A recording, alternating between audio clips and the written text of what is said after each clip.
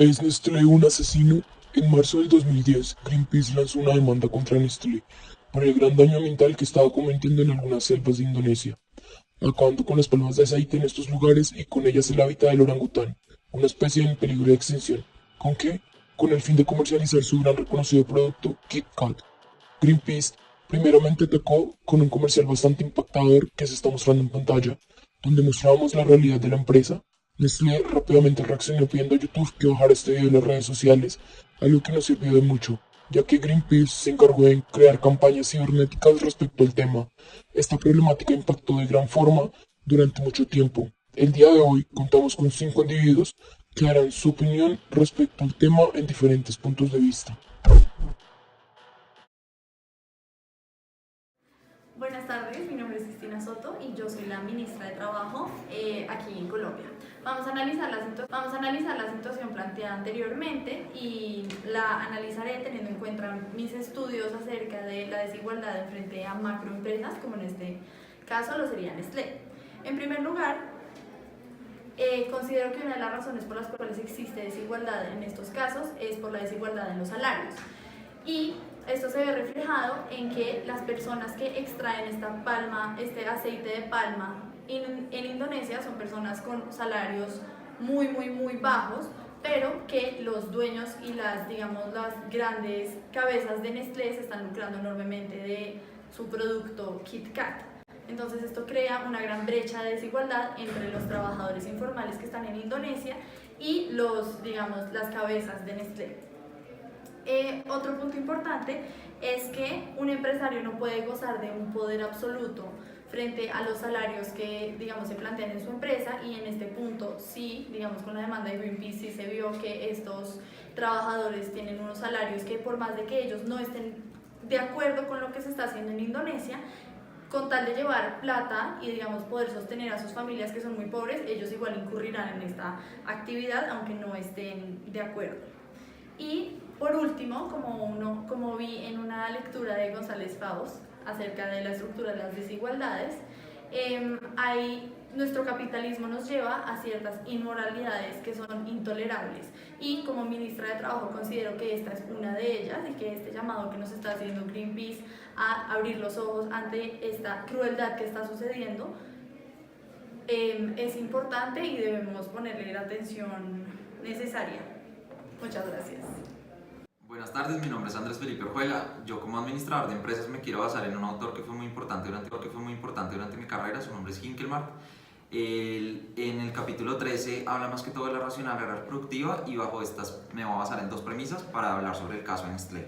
La primera premisa es la circularidad lineal. Él habla que vivimos en un mundo de mercado circular en el cual se utilizan unos medios para llegar a unos fines, pero no se está poniendo mucha importancia en estos medios. Entonces, además de eso, tiene una definición de la mano invisible de Adam Smith. Adam Smith habla que hay una mano invisible que maneja el mercado, el cual debe ser de libre mercado.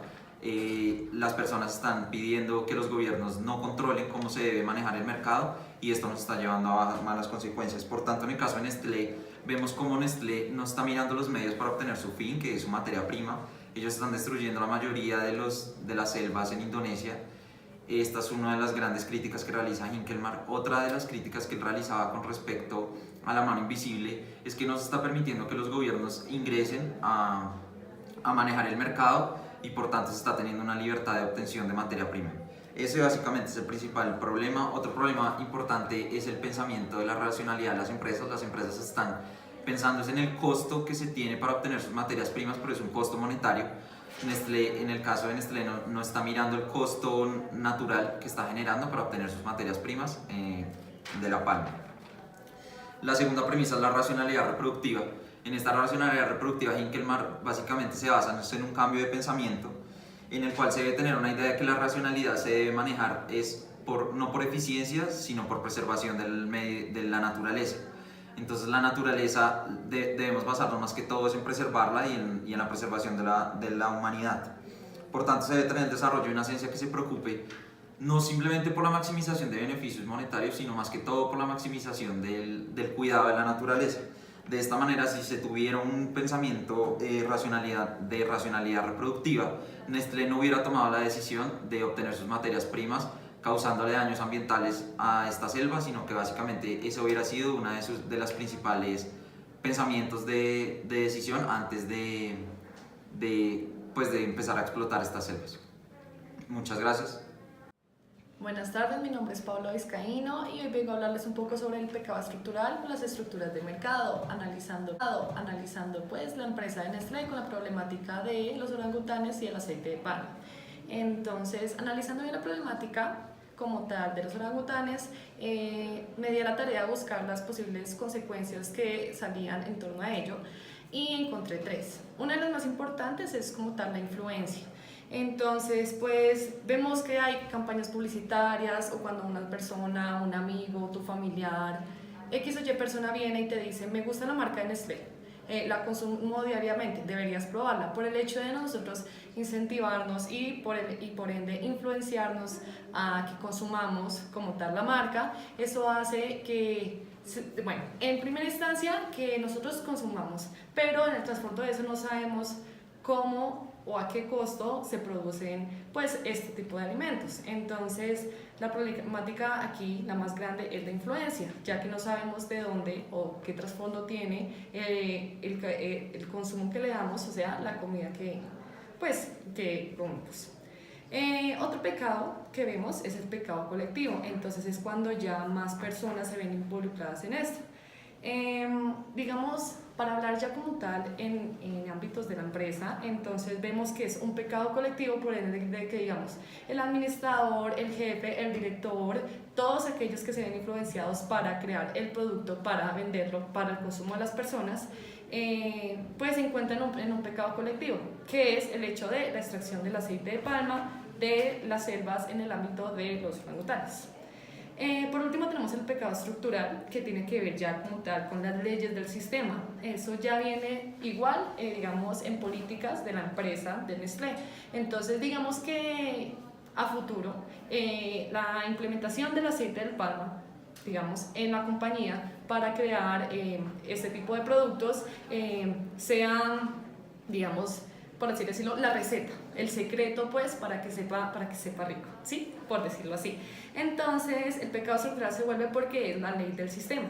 Entonces cuando hay el hecho de cambiar al jefe o de que haya un nuevo administrador o haya un nuevo director, vengan y lean y digan, no, es que la ley es así, la ley del sistema es así, entonces por ende se produce como tal así el alimento a consumir, entonces pues ya no se puede hacer el cambio. Entonces eso ya viene siendo un pecado estructural.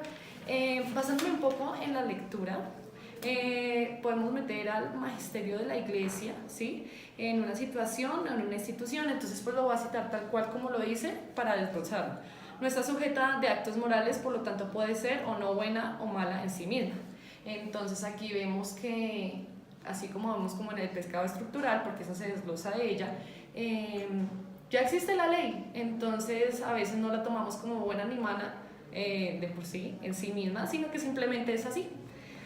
También vemos los mecanismos económicos, financieros y sociales, la función, digamos, lo dice así como tal en la lectura, funciona en modo así automático, que es una característica asistiva del pecado estructural. Entonces es cuando tú operas todo en modo automático, entonces se hace así por estos factores, en este método, y se llega a esta conclusión. Igual cuando operamos, digamos como una persona, un operario de Nestlé, exactamente igual.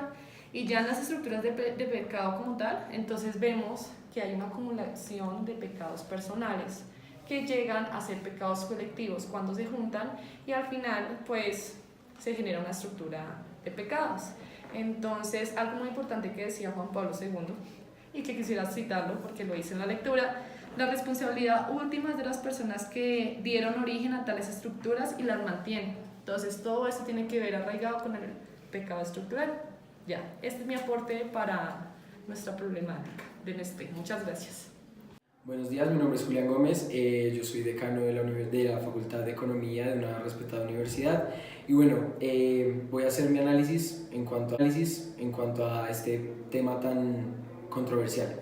Según un autor que me gusta demasiado leer, Hinkelmann, el cual en uno de sus textos plantea una relación entre la racionalidad instrumental y el mito, Teniendo en cuenta el contexto que estamos manejando, este autor plantea algo que es demasiado importante y que me parece muy importante recalcar, donde propone el gran ejemplo del mito en las sociedades actuales, que es el mito del progreso, la nueva magia de la mercancía y el fetichismo mercantil. ¿Cuál es la relación entonces detrás de este atropello al ambiente y a una especie tan vulnerable como esta que a propósito se encuentra en vía de extinción? ¿De verdad es necesario el estar consumiendo algún producto o este producto que ha generado tanto daño en tan diferentes ámbitos? ¿Es que acaso por esta búsqueda del progreso y el supuesto nuevo consumismo mercantil debemos sesgarnos ante una problemática tan evidente y tan cruel? Desde mi perspectiva personal, considero que como una sociedad mundial deberíamos dejar a un lado el consumismo y el afán por el progreso sin medir las consecuencias de nuestros actos y preocuparnos más por lo que estamos sacrificando.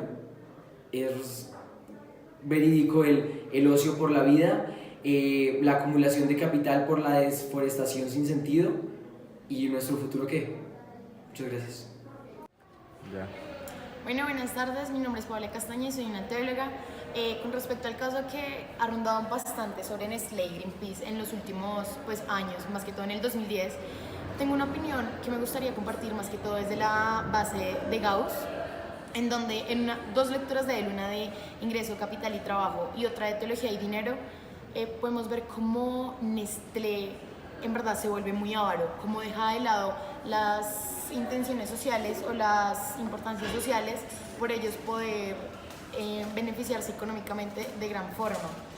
Hablando del capital, del dinero y el trabajo, podemos ver cómo las personas que están en altos cargos en esta empresa son las que más reciben, mientras que las personas que tienen que hacer el trabajo laboral de esfuerzo en los bosques de Indonesia reciben muy poco, es prácticamente una explotación laboral. Pero a la empresa no le importa esto. ¿Por qué? Porque ellos lo que buscan es maximizar sus beneficios económicos sin importar a costa de qué. A costa de que en este caso también, a costa de que están dañando el medio ambiente y están dañando el bienestar social solo por buscar un bienestar individual. En cuanto a la cuestión de la teología y el dinero, podemos ver cómo Nestlé se desliga completamente de Dios porque se vuelven ávaros. Ellos buscan, su principal objetivo es obtener beneficios económicos y dejan a un lado como la moral que debería tener una empresa al tomar ciertas decisiones, como es acabar prácticamente con la vida de un animal que está en peligro de extinción. Gracias. En conclusión, le agradecemos a estas 5 figuras que vinieron a hablar de este tema tan importante para la realidad de hoy en día. Como pudimos ver, todos eran expertos en diferentes áreas y mostraron sus diferentes puntos de vista acerca de este mismo tema, fundamentándose en autores importantes como lo fueron González Faust y Hilton. Este tema debe abrirnos los ojos a que a veces el hombre se deja llevar por la ambición del capitalismo y el dinero, dejando atrás importantes valores que constituyen la base de nuestra sociedad. Muchas gracias.